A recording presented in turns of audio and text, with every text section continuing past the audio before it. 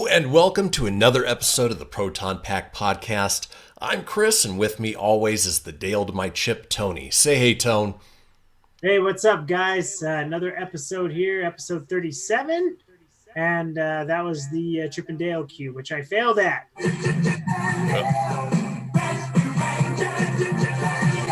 cream of the crop. What's up? I was supposed to hit that, and I wasn't ready. I was looking at the camera, and I'm ready. We're live. It's our third time doing this, so hopefully it's all smooth sailing. Funny, goofy faces and missing the audio cues. Missed the audio cues. So make sure I got that up, and yeah, that's all right. We thank everybody for tuning in. We are live right now on YouTube, on Twitch, on Facebook Live, and of course, this is recorded for posterity on for our podcast, which you can find on Google, Apple, Stitcher, Spotify, you name it, we're there. That's all I got. So with that leading in, if you've listened to the show long enough and being 37 episodes in, you know what's about to drop. It's shameless plug time. It is in these hills that Juan Valdez and his trusty goat for their coffee beans are morning.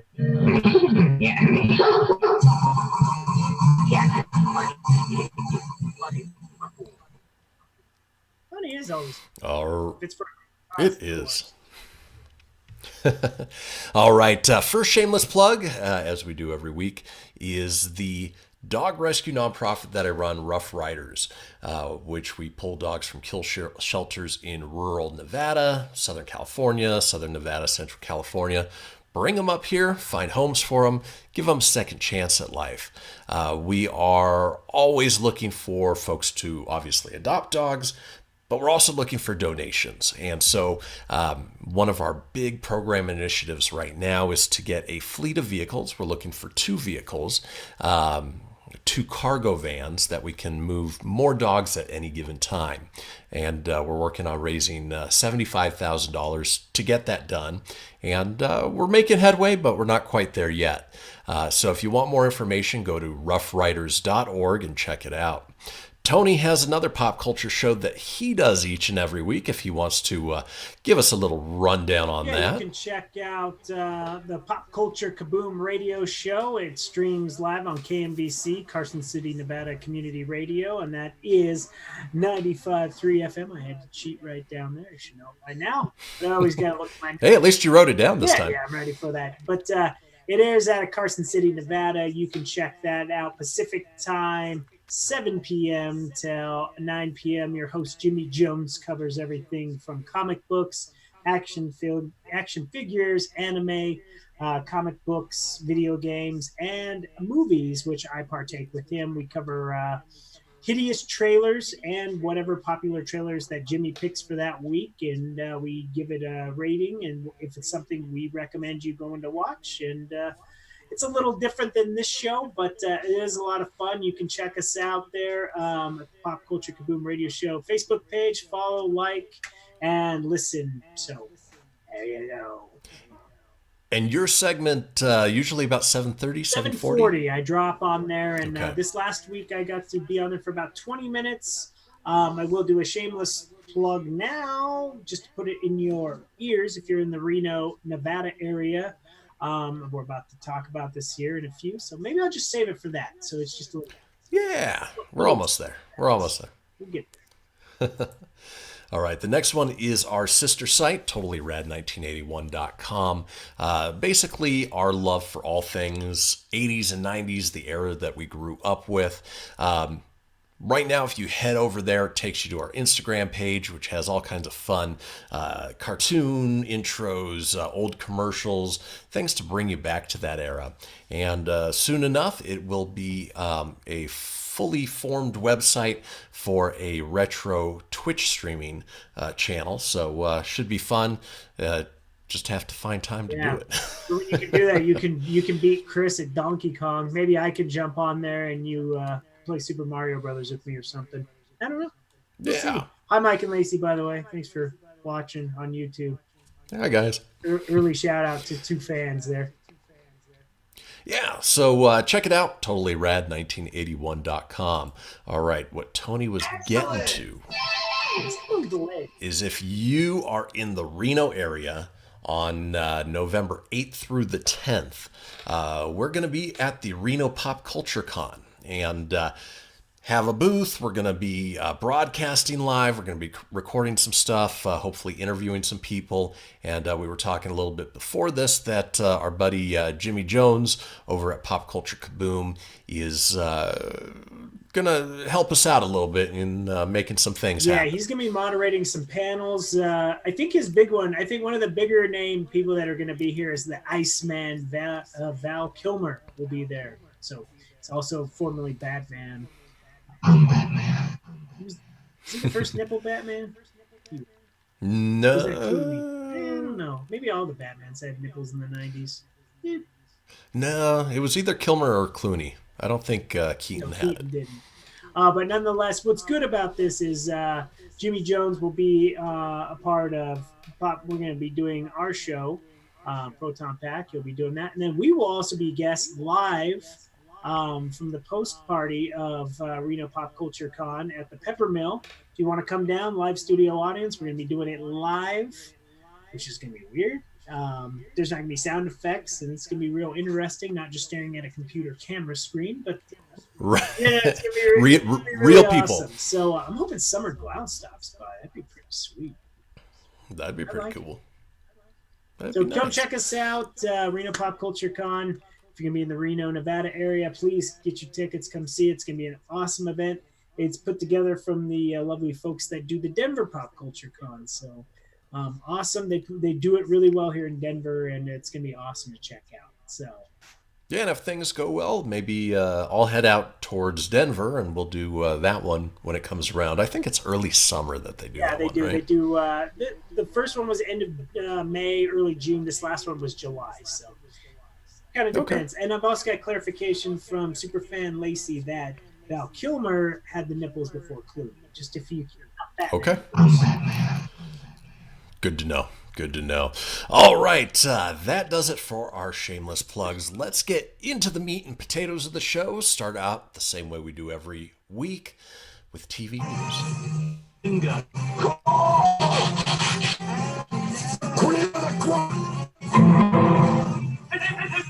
Hey, baby. Let's go, Bob.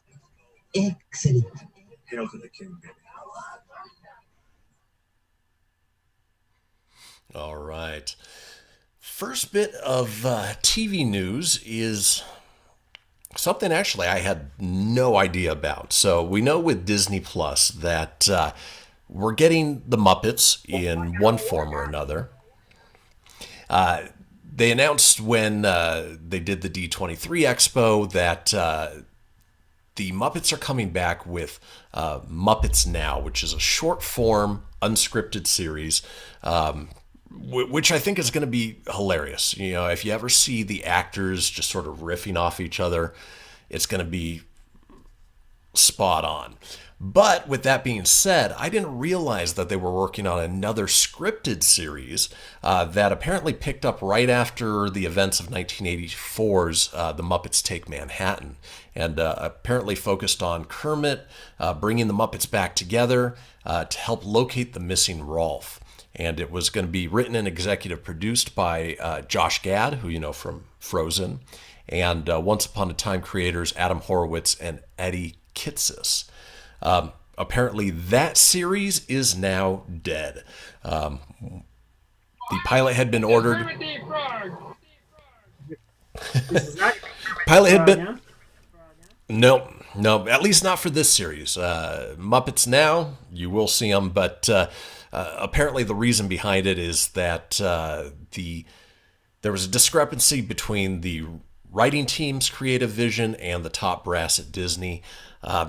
If the 2016 reboot that they tried on ABC is any indication of what this show would have been like, probably better off left dead and then just sticking with that short form Muppets Now. Yeah. I was going to say the one that was on ABC, I do remember like Fozzie was dating the blonde girl, and he got salmon from Costco, and it was a Costco joke. So that ended up being a big thing for our Costco meetings. They like to put that in there. So thanks, Muppets, for that. Waka waka. Waka waka. Do you know what's green and smells like pork? I don't know if I should say that, but do you know? Kermit's Hey, fingers. good job. That's the first joke I ever learned as a kid. So there you go. There's your dirty adult joke on the show of the night.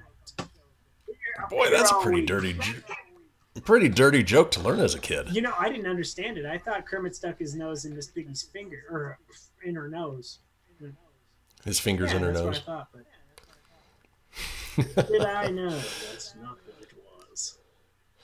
All right. Speaking of Disney Plus and shows that we are getting, if you were, as we mentioned at the top of the show, a kid of the 80s and 90s, then any Disney afternoon wasn't complete without the Disney Afternoon Collection, which included DuckTales, Chip 'n Dale's Rescue Rangers, Tailspin, Darkwing Duck, Gargoyles, Goof Troop, and even the Adventures of the Gummy Bears. I actually liked the Gummy Bears. I dug. I didn't mind them. Yeah. They all had these cheesy classic music, just cheesy, man. And then, of course, you had...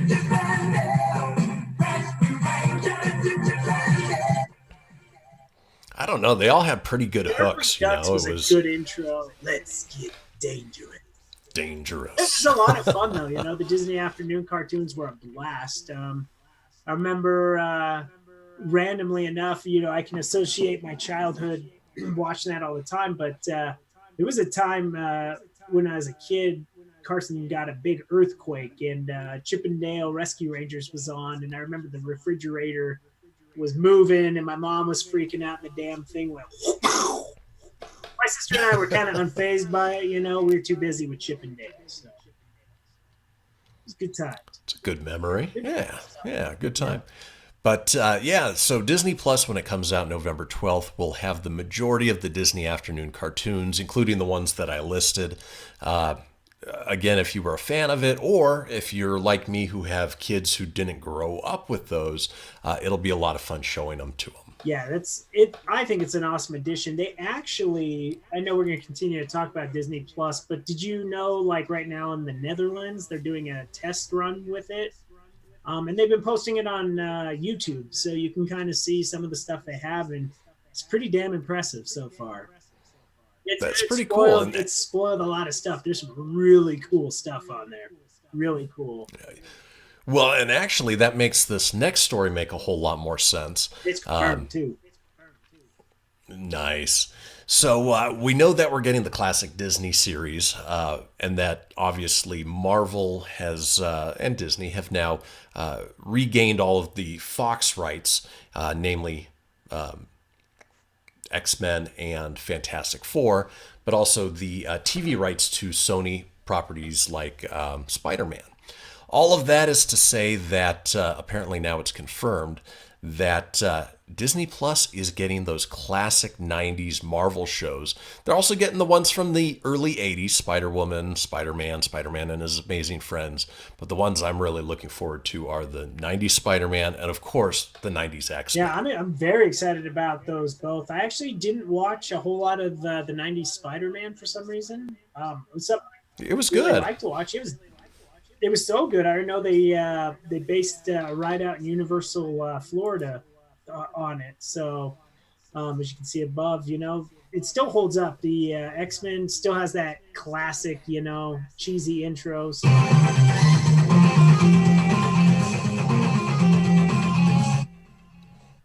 I'd argue there's nothing cheesy about that. No, you're right. It's not cheesy. It was classic. Classic good. I don't know Spider-Man's intro, but X-Men was awesome. I mean, it didn't make a whole lot of sense, though. Like back, if you remember back then, it's like 1 week you'd be in the Phoenix Saga, with the Dark Phoenix Saga, and it would just kind of jump.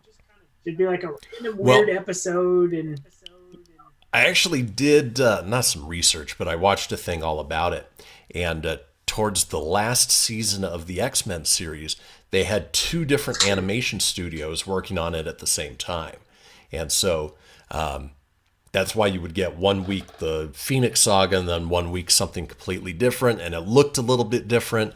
It's because they were basically working with 2 animation studios to try and bust out as many as they could.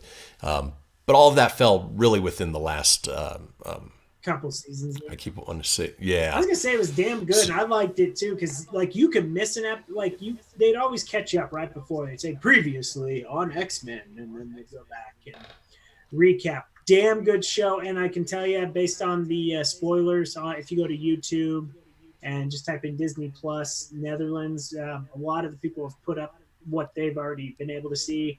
100% confirmed it's on there. So yeah, nice. Yeah. And then I don't know if great addition right out the gate. Yeah, I don't know if we talked about it before, but the creative team who made X-Men, the 90s animated series, they're trying to basically continue the series and come out with new episodes. Whether or not that actually happens is yet to be determined, but I would love that. Oh, I would too. I think that would be great. I can't wait for Disney Plus, man. This is going to be such a killer streaming service. Yeah, do yourselves a favor and just YouTube it, and you'll see what I mean. I mean, November 12th is going to be awesome. So, yep. Some of the other 90s Marvel cartoons that they're getting are Iron Man, Fantastic Four, and The Incredible Hulk. I watched Iron Man quite a bit. The other two, not so much. But again, you can catch up on it starting November 12th. Yeah, I'm looking forward to it. I'm looking forward to... I mean, there are some things that kind of worry, like, are they going to still be as good as they were in your childhood? Because not everything holds up. I mean... The X-Men does. That for sure. Yeah. And Spider-Man does too. I look forward to that, so I'm excited. I think the big one when I think of things from my past, the Wizard is still okay. It's not terrible, but Howard the Duck just sucks as an adult. Oh, yeah. Except the Duck things are good. All right, and then finally moving on to our last story in TV.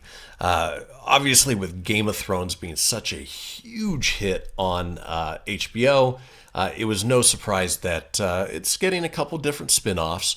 There's one that they're currently working on that apparently stars Naomi Watts, which I had no idea she was attached to it. But we're also getting a report now confirmed from Deadline that HBO has given the green light to pilot one based on the House of Targaryen. And so... That's what HBO's doing. Yeah, do it. And apparently it follows very closely to, what's his name? George R.R. Martin's book, Fire and Blood, which is the saga of Aegon the Conqueror, who created the Iron Throne. So apparently this prequel series, unlike the other one that will take place way further in the past of the timeline, this one will be a little bit closer to the Game of Thrones series that everybody knows and loves. I think if you're a big fan of Game of Thrones, which I know a lot of our viewers are, I fell out of it. I know last season really sucked, but I mean, if this is a prequel and all that good stuff, then this could definitely be a good thing. So we'll pass along the news when we get it, and we will go from there. Yeah, I mean, I enjoyed it. I think I got up to like the 4th season and just ran out of time. I think at that point, I no longer had HBO. Now that I have HBO, there's still so much out there that it's tough to get caught up. Absolutely. Well, a lot of the times, to be fair, you watch a lot of Big Bang Theory and Friends on repeat. So it takes Not even so much those anymore, because now all of that's filled up with Good Place and Superstore. And well, and that's good. Both great shows. Good Place season 3 just dropped on Netflix, so that's what we're watching. Yep. Yeah. Another good show too is The Ranch. You've been watching Ranch? Anyone watch Ranch out there? No, I watched one episode. Nah, it's good. Just watch it. Yeah, it gets better. Okay. It kind of sucks butt in the beginning. It gets better. And yes, my friends did message me. They just finally caught up on this one. I asked them if they watched it today, and they did respond. They're like, what the heck? And they're like, season kind of sucked up until that point. So it was a good cliffhanger. It's on the last one because they've got they did like a 2-part final season. I don't know. If you like that 70s show and stuff, it's really good. There's a lot of former That 70s Show castmates in there. All right. Random. Yeah, well, when it gets around to that time, we'll throw it in the rotation. Is it bad that I'm not drinking Princess Yum Yum tonight, but tonight is a Austin Beer Works Ginger Lime Einhorn. I'm manly. If you can see that, there are unicorns and palm trees on this tart wheat beer here. Yeah. From this distance, it looks like an Arizona iced tea. We'll go with that. I'm representing Texas tonight, apparently. There you go. All right, that does it for TV news. Let's move on our way to movie news and hit up that weekend box office number. You just said that. I moved because you said movies.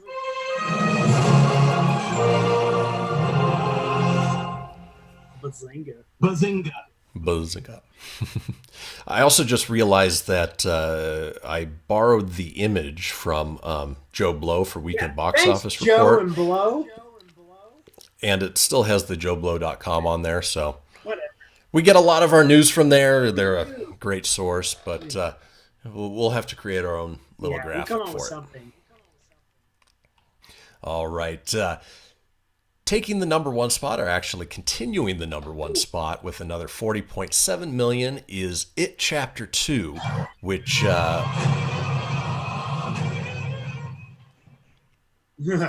which we'll give our review here in just a minute. But we both had a chance to see it, and it is certainly making the money that they expected overall, even though the opening weekend was a little less than what they had hoped for.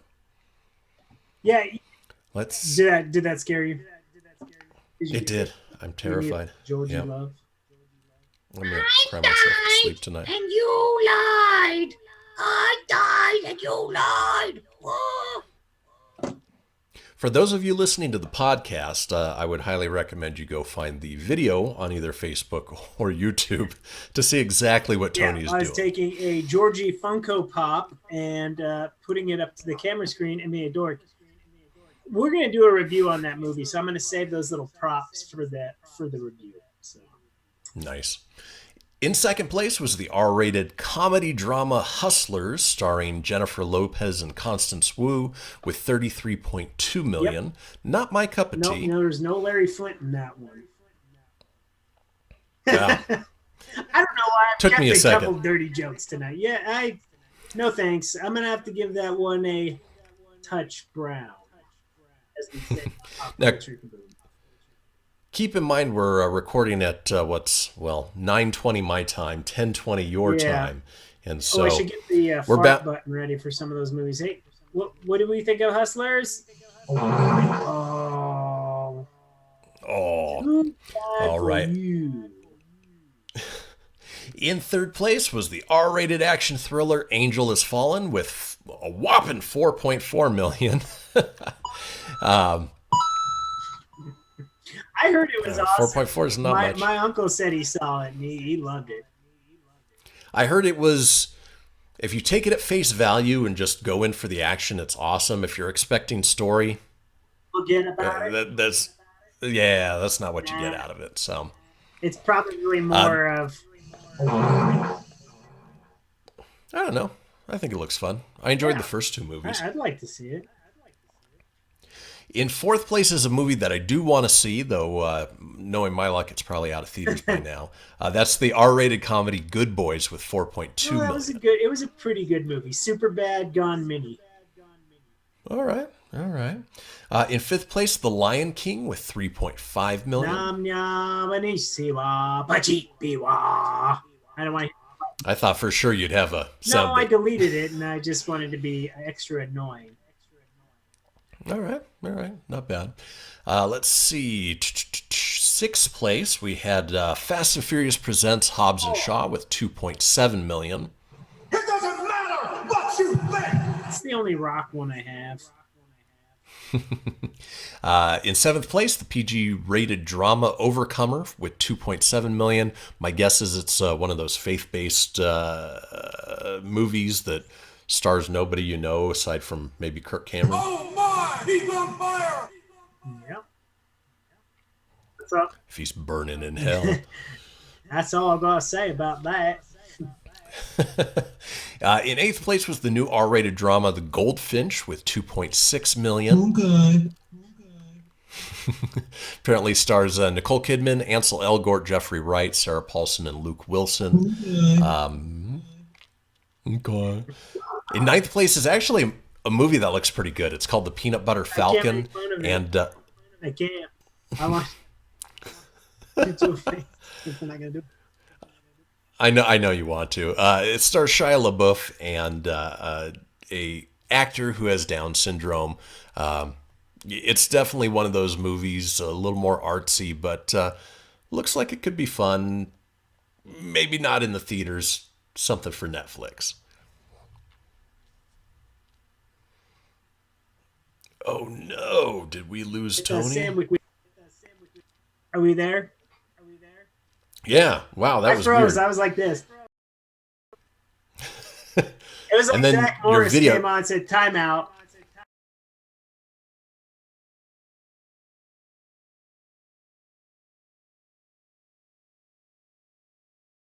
That was Peanut Butter Falcon. It's about Sam Witwicky and the Macho Man Randy Savage. Woo!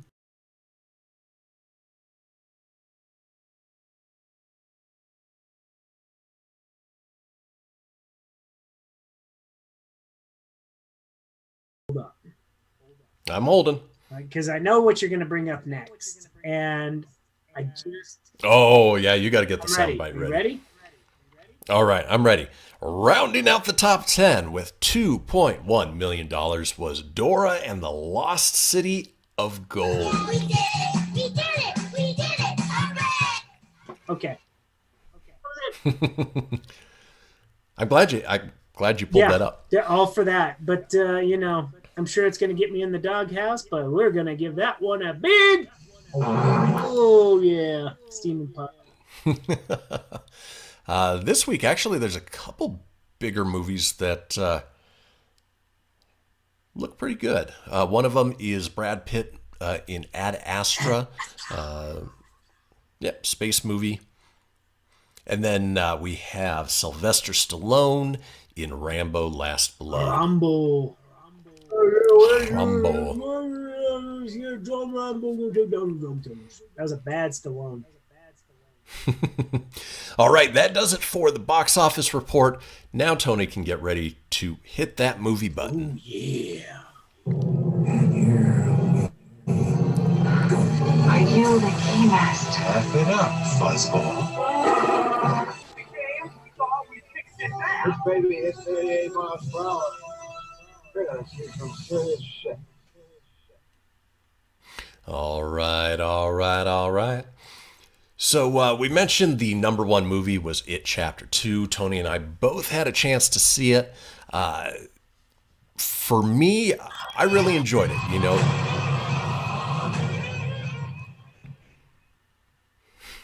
Hello. It ramped up the gore, ramped up the scare factor, where It Chapter 1 tended to be more psychological, more of a thriller. This was more of a true horror movie. The acting was fantastic. I think that and I don't know which way they did it, that the adult actors embodied the children actors very well, or vice versa, depending on how they ended up casting it. But ultimately, they nailed it. I mean, you would certainly think that each of these actors as adults were certainly the same kids portrayed in It Chapter 1. And of course, the cutscenes in It Chapter 2 as well. And I think Bill Hader was definitely a standout. He was hilarious. He had a Reno reference in there, which is always fun to come by. Yeah, forget this. I got Reno to play. I got shows in Reno. And his range, so he wasn't just the comic relief, but he was also sort of the heart and soul of the movie as well. Played everything from sad to angry to hilarious, of course, because he's Bill Hader. My one gripe would be the end of the movie. Without giving too much away, the way they kill Pennywise or defeat Pennywise, however you want to put it, kind of lame, kind of anticlimactic. But all in all, I enjoyed it, and definitely a nice companion piece to It Chapter 1, which came out 2 years ago. What are your thoughts, Tone? Well, I'm going to just kind of go with what you said. Bill Hader was awesome about it. I think I wrote like a really cheesy my own synopsis. It's the sequel to the first It. It's about a clown who comes back out of the sewers 27 years later, and she's got to face Professor X and some guy from Saturday Night Live. And Jessica Chastain. I really thought it was a good story. It was creepy in parts, and the jump scares were all over. You know, it was definitely a good jump scare movie. At times, it felt like a Nightmare on Elm Street. Like, if you took the director, if he went out and if he could reboot a Nightmare on Elm Street, this would be a good director to do it. Because it really had good vibes, and I like that they did have a Nightmare on Elm Street 5, The Dream Master, or the Dream Child. Sorry, my fault. Dream Child, yeah. What's worth kid? How dare you? No respect. Sorry, Fred. I'm sorry. My only gripes with this movie is I really did like it, but I think with so much hype and so much build from the first one, for me, there was some cheesy effects in it. And what I mean cheesy is you didn't see so much Pennywise in the movie, I didn't feel. I feel like they took the nightmares of what scared, each character the most. And the one that I thought I was going to get us kicked out, and Lacey, I went with my friend Lacey, and she knows this. I could not stop laughing when the old lady, when they were in the apartment, like in the background, like making tea, and she's in the back going, or whatever the hell. Like, walking through naked. Watching on YouTube, I'm doing like this weird jittery thing with my hands and body. But then when she comes out and she's telling the story of Pennywise, she comes running out, and all of a sudden she's 7 feet tall, and she's got these big, floppy, dangly boobs, and they're just like, I thought it was ridiculous. I couldn't stop laughing, man. Big CGI granny boobies.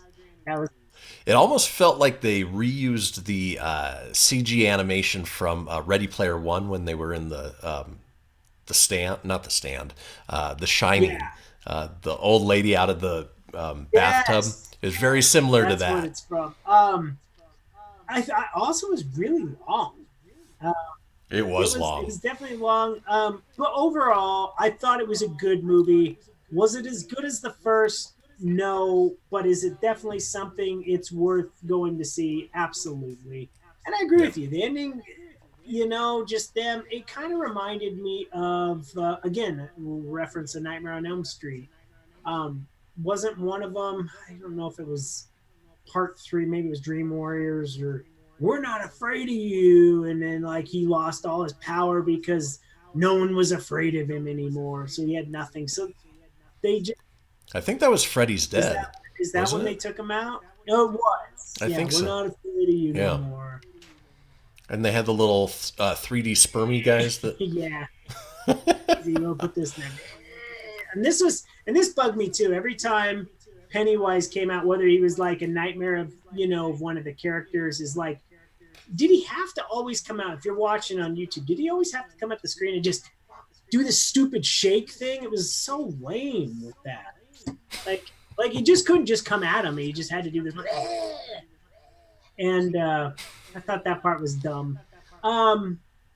Overall, though, liked the movie. And I thought the scene where Jessica Chastain had to go in the bathroom and, it had all those creepy people from her past were trying to get in the stall, and it was just filling all that blood. That was nuts. So it was worth a watch. So I'm going to go ahead and give it a 4 out of 5. So I'd agree with that. I know my buddy Mike, he didn't like it. He said it was pretty much there. Let me get my censor button here so we don't have to go on here. But he said it was. I still don't have my censor button. I'm sorry. So I think where I'm going with it. Buying time. Oh my God. I added those 2 buttons and it screwed my thing up. Anyways, he said it looked like poop. I don't have my censor button. Oh, there it is. Said it was. So there you go. All right. One thing, if you go back and watch it, it bugged me the entire movie, and it's nothing story, nothing directing, nothing acting. Watch Isaiah Mustafa's forehead. He has like 36 rolls in his forehead at any given time, especially when, he's looking concerned, and I don't know, it just bugged the crap out of me, and now you can't not see it anytime you watch it. Yeah, it's now I'm gonna have to see it because I do want to see it again. So, well, speaking of which, you may have a chance to see a version of it again if it's up to director Andy Muschietti. Am I not dead? I'm not for you. I guess that's he wants to put together a It Chapter 1 and Chapter 2 supercut, which would add more deleted scenes. He wants to go back and actually shoot 2 additional scenes, and would make the overall movie 6.5 hours long, which you're going to need a couple pee breaks in there. That's freaking long. But I was reading, and I watched the interview with him because I've been obsessed with this movie this last couple weeks. But yeah, he wants to go back and shoot more. He wants to make more because obviously the book ends. Like, there's no more, no more. No. So. And he was saying of the 2 scenes that he wants to film, one is directly from the novel, the other isn't. Given how much money these 2 movies have made, I see no reason why they wouldn't do that. And then obviously release it like they did with Avengers Endgame for a short limited run. And then obviously as soon as everything comes out on home video, there'll probably be a director's supercut version as well. Yeah, I would imagine when it comes out, you're going to get the super deluxe and all that good stuff. But, I definitely would watch it. And for the record, for our watch-alongs, Lacey chimed in and she did say 4.5 out of 5. Damn it. Because I could say damn. So hello. She liked it a little bit better than Mike did. Oh, Mike hated it, yeah. That's for sure. So. All right, moving on. The next bit of news is actually our trailer of the week. I don't know. Do we have a soundbite for trailer of the week? But no, we don't. So we'll just go. It's the Proton Pack trailer of the week. This week, it's Knives Out. It's from the crappy director of The Last Jedi, Rian Johnson. It is from Rian Johnson. Now, Last Jedi wasn't.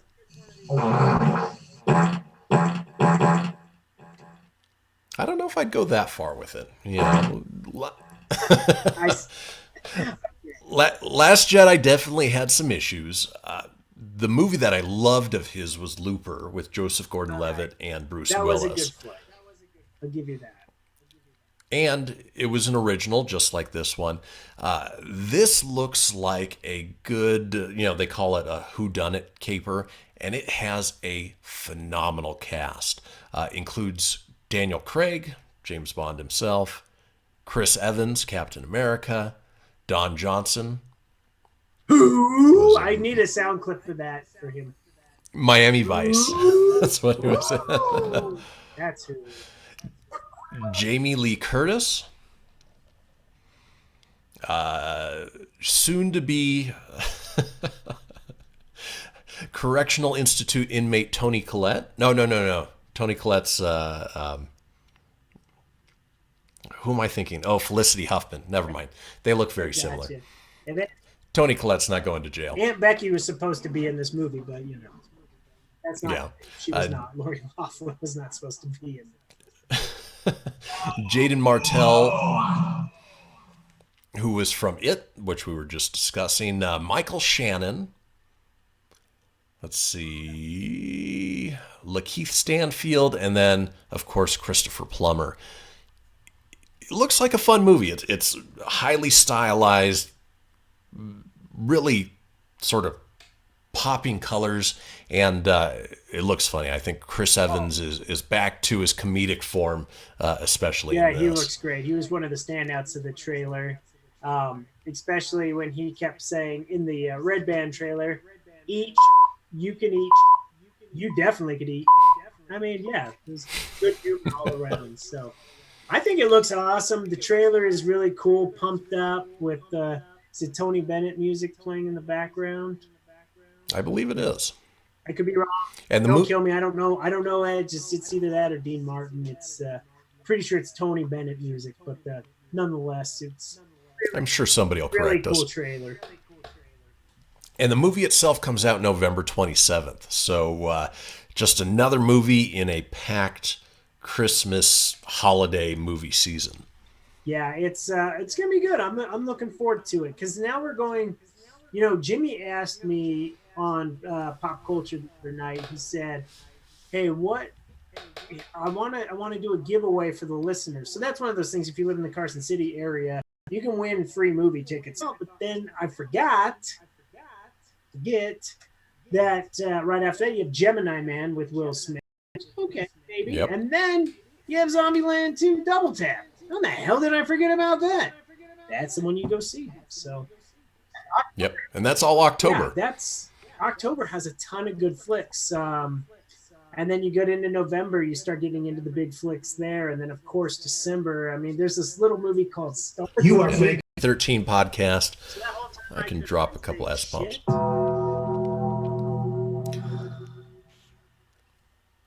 Oh, well. As of the 14th, MoviePass is no longer. It is dead on arrival.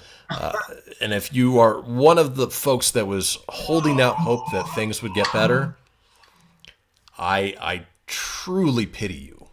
Did I ever? Because This was one of the big things we talked about when we kicked this show off. This was the original as the nerd world turns. This was like the original one, right? We had a constant conversation about the stupid movie pass. This thing was awesome when it came out. You could, at the time, it was revolutionary in the sense that you paid, at Costco, you could buy this movie pass for $100 and you had a whole year of movies, unlimited. It was like one a day, whatever, but that's all it was good for, one a day, which was, it was awesome. And you paid $100 for the whole year. Sounded good. And then as we went on, it was like, well, you can't use this movie on this one, and you have to wait 3 weeks to see this new release. And then it started getting wonky and crappy, and it just seemed like then you had to have a certain subscription to access stuff, and every week they could not get their pricing right. It was ridiculous. Yeah, it was constantly changing, and it. Based on this article, they even changed users' passwords without their knowledge to try and prevent them from using the app. That's savage. That's shady. And the thing is Chris and I cracked jokes on this crap ass company. It seemed like every week we were like, so when's MoviePass gonna be dead? And I am flipping surprised that here it is, September 2019, and the damn thing is just now dying. Yeah, what, 14 months, 15 months after we started talking about it? Ridiculous. Yeah, man. It's so dumb. But, hey, rest in peace. What I do like about it is for it going away, which is nice, I like that it kicked AMC into doing a MoviePass thing. The Alamo has it. Cinemark has some type of MoviePass. The Cinemark one is terrible. It's useless. Because AMC's premiere is great. $20 a month, 3 movies a week, and I know my girlfriend, she does the Alamo. She's on a beta, so they haven't rolled it out to the public. But man, she can see 1 movie a day, $20 a month. She gets discount on concessions and stuff, which you do at AMC as well. You save on your popcorn, your soda, whatever. Hey, I'm happy with my AMC one. I'm not gonna lie. So They don't sponsor our show by no means. I wish they would, but they don't. So, well, out here we have Cinemark, which I had mentioned their pass is garbage. It's $8 a month. You get one movie, discounts on concessions, but even that one movie at $8, if you go for a matinee, it costs you $5. So that doesn't make a whole lot of sense. And then the other theater chain we have out here is Galaxy Theaters, which there's no inkling that they're going to be doing anything along those lines, which I'd like if they did, especially discounts on concessions. Their food is so expensive. Yeah. It's ridiculous. But they're definitely the better theater chain that's out here. Well, Nevada would be, dude, it's so beneficial if Nevada could get like the Alamo Draft House. Amazing. I'm blown away. We got one in Westminster, and it's phenomenal theater, man. The food it's top notch for a movie theater, you know. Yeah, everything I hear about it is fantastic. Popcorn, man. It's not just movie theater, but it's homemade popcorn in little bucket. It's cool. That's great. Cool. The burgers are great. But Reno would be great if they had that, or even AMC. I mean, I'm a huge AMC guy, and I'm not a big Cinemark person. We have it in Fort Collins where I work, and if I go see it with my uncle or any friends up there, then good luck with. It's like you said, it's real crappy ass movie pass there. So. Yeah. Now, MoviePass can still live if somebody's willing to buy the company in its entirety, and that would include all of their assets, MoviePass, MoviePhone, and MoviePass Films. Of course, what comes with that is the liabilities as well. So you'd be digging yourself out of a huge hole to begin with. It's... bless you if you decide to take that on, but that's an uphill battle. Okay. Yeah, it's not something you're going to win. Yeah, there's no way. There's no way any movie theater is going to allow that crap at this point. Everybody's like, no, why would I cater to that company when we could do our own and we could bring people to our theater? It's just great idea. Rest in peace. We hardly knew you. All the Undertaker now. All right. Speaking of Undertaker and dead, we're going to go to our next story, which is Ghostbusters 2020 or Ghostbusters 3 or whatever you want to call it. We do know that a number of the original actors and characters are coming back, directed by Jason Reitman, son of Ivan Reitman. Sigourney Weaver came out a few months ago and mentioned that basically everybody's coming back, though this week Dan Aykroyd changed that maybe around a little bit in an interview with Joe Rogan, and and basically said that he was on set with Ernie Hudson. He had seen Sigourney Weaver, Annie Potts, who played Janine, but when asked if Bill Murray was going to be in it, all he said was, "We're hoping." You gonna answer that? Quick, better jobs than this. Ghostbusters, what do you want?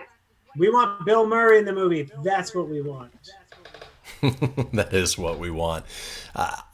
I'm sure he's going to be in it. I think that my guess is that they're sort of downplaying it to give whatever his appearance is going to be a little bit more of a, I don't know, fireworks and a little bit bigger bang. Yeah, I'm excited for the movie. I got high hopes for it. So hopefully I'm not setting my bar too high. Like, you don't see it on screen. That's kind of my expectations for it. I'm pissed if it's something like this. Down to well, that's going to be pissed. That's always the tough part, is because you go in with a certain expectation, and depending on how the movie performs is how much you like it or dislike it. Right. And when you go in with such high expectations on a movie like this, the only way it's going to meet those is if it's fantastic. If it's less than fantastic, you know, we may be lumping it in the same thing as the all-female cast Ghostbusters. I don't think it'll beat it. Sorry, some people actually like that one. It, you know, and I will throw it out there for the people that did like that one. The only reason why we crap all over that one on our show is we grew up with the original, and we've said this on past episodes, and it just had they just never acknowledged anything in the past, like they didn't try to do anything from the original and they just made it their own, probably would have been fine. Chris Hemsworth was funny in it. He was great for what it was. He was the only good part of that movie. I would argue Scooby-Doo stuff. The you know what I mean. The ghosts look like straight out of Scooby-Doo, and it. Yeah, I haven't seen it in a long time, but I don't recall it being all that great. Really.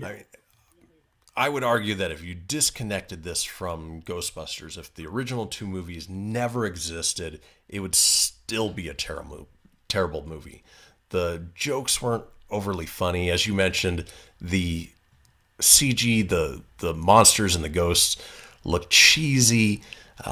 Chris Hemsworth was the only saving grace in that, but definitely not my cup of tea. And it's not even because it was an all-female cast. It just wasn't funny. Yeah. You ever think about this? Chris Hemsworth, he's actually the saving grace in a lot of movies that are rebooted from our past, like Vacation, for example. That wasn't that great with Ed Helms.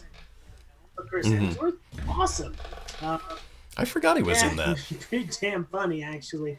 And then same with the recent Men in Black. Well, I liked it. A lot of people that loved the original I liked it too. Didn't like it so much, but he was fantastic in it. He was great. So I am a Chris Hemsworth guy. I like him. So.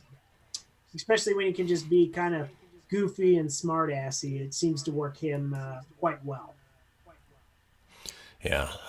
Now, a movie that I'd love to see Chris Hemsworth make a cameo in, considering that there are so many famous cameos, we're talking about Jay and Silent Bob Reboot, which we've been looking forward to for quite some time. And Kevin Smith just revealed 2 posters. One is Jay and Silent Bob just hanging out on the side of a building. The other, which I actually couldn't find a good quality image for to put up on our stream here, was a take on Quentin Tarantino's Once Upon a Time in Hollywood, only with Jay and Silent Bob Reboot. Oh, is that where they got that from? It is. But Tony will post up on our Facebook page so you guys can see it. And anything that we talk about, whether it's videos, images. You can't really see good quality, but it's that. Go to our Facebook page. Pretty cool. Yep. Facebook.com/Proton Pack Podcast. We also put some information up on our Instagram, which is @Proton Pack Podcast. But if you're following along, follow along through Facebook, because that's where the stories we're talking about coincide with what you'll be seeing there. Speaking of October movies, this one's coming out October 15th. Yeah, just another one to add. I think it's going to be, is it going nationwide or is it just doing Fathom events? I thought it was Fathom Events, but based on this article, it's saying that it's having a theatrical release on October 15th. So, and for the record, too, I was going to catch them, because they're playing in Denver and they're doing it in Fort Collins at this cool little theater, The Lyric. And they're going to do that. But, man, tickets are pricey. They are, yeah. I'm good. I like Jay and Silent Bob. I've gotten to meet Kevin Smith before. Awesome guy. I've been to both their live shows. Those were great, but for just a viewing of their movie, I'm not going to pay that kind of money to watch a movie. I'll gladly go see their movie in theaters. It's going to be awesome. In fact, I want to go back and start getting refamiliarized with the View Askew universe. So, you've got about a month to catch up on it. Saying I got some time. So, going back to the last story we were just talking about, I'm looking through, talking about all the guest stars and cameos. So you've got David Dastmalchian, which if you saw Ant-Man, he was the funny Baba Yagish guy. Baba Yagish! Jason Lee, Joe Manganiello, Craig Robinson, Justin Long, Fred Armisen, Matt Damon, Ben Affleck, Method Man, Redman, Jason Biggs, James Vanderbeek, Brian Quinn, Tommy Chong, and Chris Hemsworth. Oh, nice. He's gonna be in it. But I think it's gonna be damn good. And I was wondering where the hell James Vanderbeek's been at my local diner down the street at, the river bottom. He's our waiter, man. He hasn't been there the last 2 times. Vanderbeek's been busy. Well, I heard he is doing Dancing with the Stars as well. That explains why he's not there to serve me grits and pancakes in the morning. The Dawson. Bastard. Yo, it's the motherfucking All right. Dawson. So I just ran down a huge list of guest stars for a movie. Now I'm going to run down a huge list of main stars for a movie. And we're talking about our friend James Gunn in the Suicide Squad. He has revealed the full cast, not exactly who they're playing yet, but everybody who's appearing. So buckle up, because this is everybody you're going to be seeing in this movie. You've got David Dastmalchian, who I just talked about was in Ant-Man and the Wasp, John Cena, Jai Courtney, Joaquin Casio, Nathan Fillion, Joel Kinnaman, Mei Ling Ing, Flula Borg, Sean Gunn, Jean Diego Bato, Storm Reed, Pete Davidson, Taika Waititi, Alice Braga, Steve Agee, Tinashi Kaj.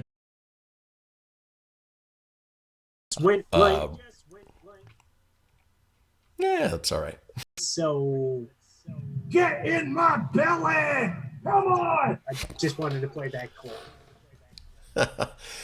So in any case, if you missed what I was saying, Idris Elba not playing Will Smith's Deadshot, potentially Slade Wilson or Deathstroke, with Storm Reed potentially playing his daughter, Rose Wilson, or Ravager. The other thought is he may be playing a character named Bronze Tiger. Michael Rooker, who played Mary Poppins Yondu in Guardians of the Galaxy 2. Originally rumored to play King Shark, but they're thinking Steve Agee will now be playing him. David Dastmalchian reportedly playing Polka Dot Man. Daniela McQuire playing Ratcatcher. And John Cena playing Peacemaker. So, again, those are all rumors. We don't know for sure. You can't see me. You can't see me. Does John Cena have Down syndrome? What's going on? No, I wasn't doing that. That was like Peanut Butter Falcon stuff. I was not trying to touch. Oh, okay. I remember that time when The Rock feuded with John Cena, and The Rock used to come out and go, "You can't see me." And I think that's the stupid thing John Cena does. That was past my time. WWE. You were more of an F. I was more of an F, less of an E. And that was a delayed Mary Poppins joke. Right. Weird. And just looking through, no time frame set for when this movie is going to be released. But as we learn more, you will learn more. I think with James Gunn behind it, it'll be. I think it's going to be a really good reboot. Now, we'll see how far, I think it'll be fun. How far delayed it and with Birds of Prey, it's going to be weird how that ties in with Harley Quinn next year. And I'm not looking forward to Birds of Prey. I'll go in with low expectations. Hey, it may do pretty good as long as David Ayers isn't directing it. Well, yeah, I think he is. So you think he is? I think he is. So. Oh, okay. All right, good. All right, moving our focus away from DC movies over to Marvel movies. We know that the next big one we're getting is Black Widow. And in a write-up from for Endgame, and I'm just trying to switch our little video over. Here we go. From the Saturn Awards, it was reported that Robert Downey Jr. will see at least one more time in the MCU, most likely in the Black Widow movie, which makes sense. It's a prequel, goes back. Spoiler alert, Tony Stark is dead, so it couldn't take place in the current time frame. But looks like we're going to get one more RDJ coming out of the MCU. Well, I'm excited. When I read that, that's cool. I don't know if they should have leaked that information. It kind of sucks that it got out. That would have been cool if you went and saw Black Widow and you're like, oh, dude, he's in this. Yeah, would have been a nice little surprise. I think everybody was sort of expecting him to turn up in Spider-Man: Far From Home as a new version of Edith, or the hologram sunglasses that he wore, but he didn't. So this is going to be our next opportunity to potentially see Tony Stark for one last time. Yeah, it's good, and it's also be the last time you see Black Widow. Because, spoiler alert, she died. I should have been holding like my Black Widow and my Iron Man pop for these. I just happened to have Pennywise. They were sitting here. I could have had like them ready to go. That's okay. I have them. We've got the photo right there. Right. It's good. It's right there. Right there. Unless you're listening, and then you're not seeing anything. Yeah, you're not getting any of those technical difficulties. You're just getting to hear it all. So.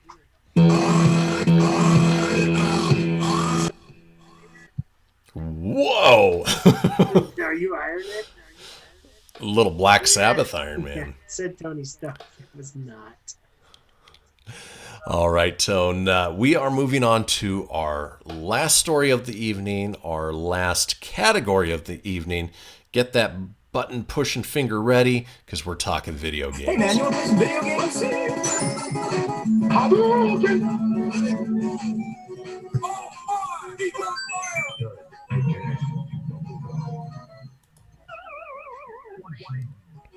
Wah, wah, wah, wah, wah, wah. All right, the big news is that Sega Genesis Mini is on its way out. What's the official day it drops? Wait, hold on. September 19th, 2 days from now.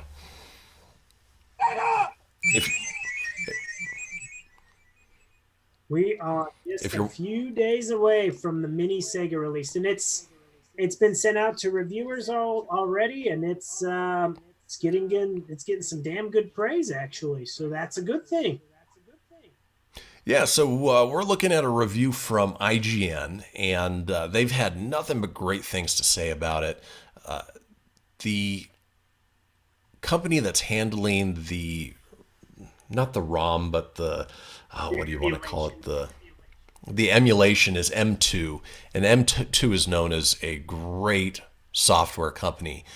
And this definitely shows off what they're able to do. The system comes with 40 games, comes with 2 3-button controllers, but of course you can purchase the 6-button controllers.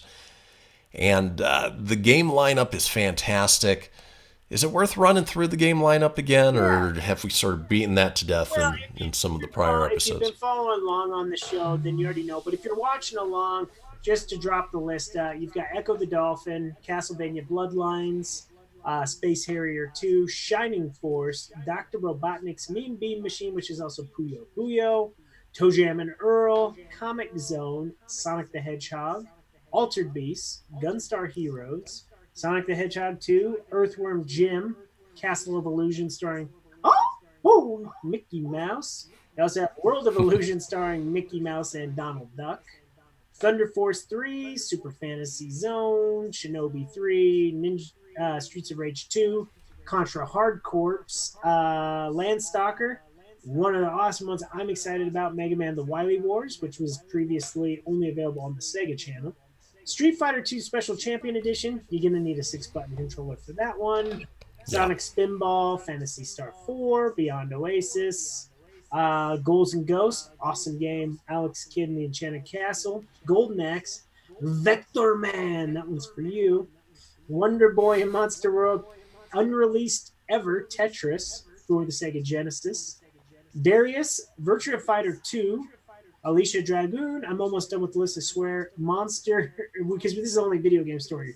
Monster World 4, Kid Chameleon, Road Rash 2, awesome edition, Eternal Champions, Columns, Dynamite Heady, Strider, one of my favorites, and Michael Jackson's Moonwalker.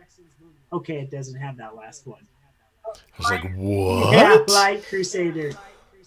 Oh, they have Michael Jackson Moonwalker down at the 1-Up downtown Denver. That's a weird ass game, man. You go around saving little boys. Michael.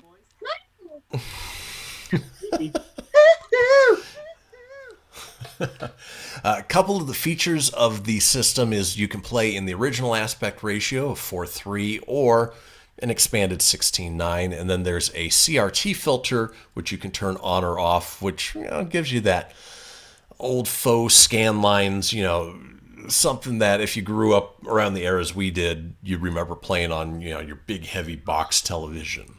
You had the crappiest thing. You had to hit that some bitch on the side. Like, it would get all squirrely, and you'd have to hit it just to get the screen to go back. What a Though I found with Genesis games, you never had to blow in them to make them work. Not like Nintendo. Just a Nintendo thing. You didn't even have that problem with Super Nintendo, That's true. One thing they mentioned that actually is pretty cool is that when you're in the menu screen and you change the language, for instance, if you change the language to Japanese, the entire user interface changes to the Japanese Mega Drive, and all of the box art for all of the games are the Japanese version box art as opposed to the American, which is a nice little Easter egg that they threw in. I like it. I like it too. So, come 2 days from now, which, let's see, that's Thursday. It's weird, a game system being released on a Thursday. Yeah. It would have been cool if they released this on September 9th. Kind of in an homage to what they did with the Sega Dreamcast back on September 9th of 1999. Remember, it was 9/9/99. Oh, yeah. I'm surprised you remember that. Well, I remember you went down to Walmart and got that right before school, and I was jealous and pissed. I did. My poor ass couldn't afford it, so I had to go to your house and play, and you had all these bitchin' Dreamcast games. I know this is not the Dreamcast, but the Dreamcast was a sweet system. That was a good system. Now you've got all the cool systems and games, and me not so much. Well, it's just a matter of just not having the time to play it. While I have these things, I don't have time to play them. I gotta say, I will look at picking up the Sega Genesis over time. Probably not a this week purchase for me. I have a lot of, other systems and stuff, and there's other big things coming out. So Nintendo Switch owners, they have the remake of The Legend of Zelda: Link's Awakening pops out this week. If you're also a Switch, this month seems a lot of Nintendo Switch stuff. The Super Nintendo just went live last week, so now you can play Super Nintendo games on your Switch. So that's live now, and just where's the time to play all these things? But exactly. But I think if you're a Sega Genesis fan, I think what makes this system a standout for you to go purchase would be Mega Man: The Wily Wars, Strider for me. Strider, but I'm trying to think of things you're not gonna play. Contra Hard Corps, Castlevania Bloodlines, Tetris is unreleased, Castle of Illusion with Mickey Mouse, The World of Illusion. Fantastic games. I think $79.99 is a little steep right now. I'd probably wait till the price drops a bit. But what a killer lineup. If you want to add it to your collection, I would definitely probably give it high ratings. I don't have it to actually review, but our friends at IGN, I call them our friends. They're not really our friends. I don't know who the hell they are. But they help us out a lot, that's for sure. It gives a lot of info to provide to you guys. They gave it a 9 amazing, which is awesome. The Sega Genesis Mini isn't perfect, but it is as close to perfect as any retro all-in-one mini console has come so far. And that's saying a lot because Nintendo came out the gate with the Mini NES and it had some issues, but great system. Super Nintendo was awesome. And their problem with those systems were, let's do limited release. And that made it ridiculous. It was so that was hard. A pain in the ass, Yeah, and then the PlayStation came out with this big price tag and the system sucked, unless you can do certain things with it, which I'm not talking about. But if you for $20 and you made it a fun system, very nice. I like it. It's a good mini system. So. Well, I'm going to hold out on the Sega Genesis Mini because I'm saving my money for the TurboGrafx 16 mini system. Yeah. I'm just joking. I was like, what the hell? I was like, you talk off air, brother. You don't need that either. Not at all. Not at all. Overpriced hunk of junk. I'm not. Yeah. No. All right. Well, that does it for this episode of this show. We thank you for everybody who followed with us live, commented, gave us some thumbs up or some hearts or whatever it may be. Please subscribe, download, stream, review, give us feedback. We love seeing everything that people put out there for us, and we're growing. Yes. And as we keep growing, we'll do more for you guys. So if you guys stream along, and if you chime in, we'll give you shout outs on there. So everyone that's liking the page and stuff, thank you. Tonight we got good feedback. We had Mike and Lacey follow the show the entire time. I'm just now looking down at their text, because every time I look down, I'm scrolling for the next article. But confirmed for Jay and Silent Bob Reboot is officially a Fathom event. It is not getting a wide release. So if you want to see it, October 15th, Fathom Events. Check out your local theater, see if it's playing there. Or wait 2 weeks and get it on Apple or anywhere you down, Amazon. It is all capital. But good stuff, and they also gave it feedback that they did lose the feed. So we do apologize for the few technical glitches in there. We're going to continue to get better, and let us know. Let us know how we can be better. Let us know what you want to hear from us. And we're going to continue to put out the best show we possibly can every week. So, yep. All right, Tony. Next time, brother. Take us out. All right, here we go. Hey man, you want to play some video games? That's not the one. Sorry. That is the wrong button. So let's do this. Jeez Louise. That's